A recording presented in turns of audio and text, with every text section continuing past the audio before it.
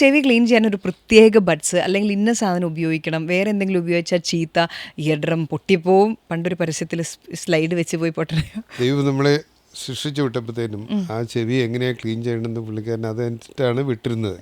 അപ്പോൾ ആ ചെവി തന്നെത്താനെ ക്ലീൻ ആകുന്ന ഒരു അവയവമാണ്. അതിൻ്റെ അകത്ത് നമുക്ക് സോപ്പിട്ട് കഴിയാനോ ഒന്നും പറ്റാത്തതുകൊണ്ട് അത് ക്ലീൻ ചെയ്യാനായിട്ടുള്ള ഒരു മെക്കാനിസം തന്നെയുണ്ട്. അത് മൈഗ്രേഷൻ എന്ന് പറയും. അകത്തുനിന്ന് വരുന്ന അത് തന്നെത്താനെ പതുക്കെ പുറത്തോട്ട് വന്ന് തന്നെത്താനെ പുറത്തോട്ട് പോവുകയാണ്. അത് എല്ലാ സമയത്തും നടന്നുകൊണ്ടിരിക്കുന്നതാണ്. സാധാരണ ഒരു ജോൺസൻ്റെ ബഡ്സ് ഒക്കെ എടുത്ത് അതിൻ്റെ അകത്ത് നോക്കുകയാണെങ്കിൽ അതിൻ്റെ അകത്ത് വളരെ ചെറിയ ഇതിനകത്ത് എഴുതി note to be used inside the ear. പലപ്പോഴും ഉണ്ടാകുന്ന ഈ ബഡ്സ് വെച്ചിട്ട് നമ്മൾ തള്ളി അകത്തോട്ട് ഇടുകയാണ്. ഞാൻ പേഷ്യൻസിനോട് പറയുന്ന ഒരു കാര്യമുണ്ട്, ഞങ്ങൾ ENT ഡോക്ടർമാരെ കാണണം എന്ന് തോന്നുമ്പം നിങ്ങൾ ബഡ്സ് എടുത്ത് ചെവിയിൽ ഇടുക എന്ന് ഞങ്ങൾ പറയും.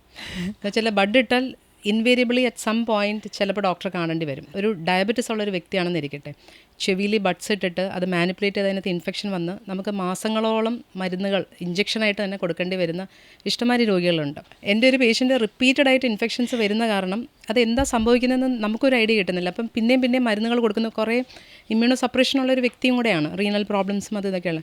ചോദിച്ച് വന്നപ്പോഴും പുള്ളിയുടെ വൈഫ് വന്ന് വളരെ രഹസ്യമായിട്ട് വന്നിട്ട് പറഞ്ഞു, മാഡം ചോദിക്കണം, പുള്ളി ചെവിക്കകത്ത് യൂറിൻ ഒഴിക്കുന്നുണ്ട്, ചെവി സ്റ്റെറൈലായിട്ട് വെക്കാൻ. ഓരോരുത്തരുടെ റിലീജിയസ് പ്രാക്ടീസസോ അല്ലെങ്കിൽ ബിലീഫ്സൊക്കെയാണ്.